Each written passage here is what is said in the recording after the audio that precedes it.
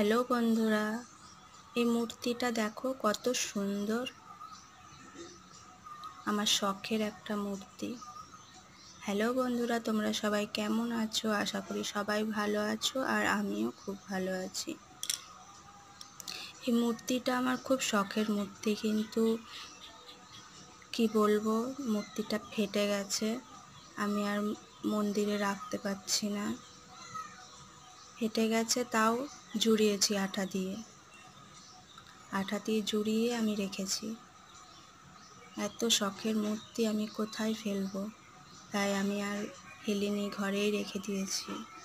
সবাই বলে ফাটা মূর্তি রাখতে নেই, তো তবুও রেখেছি, ফেলতে পারবো না।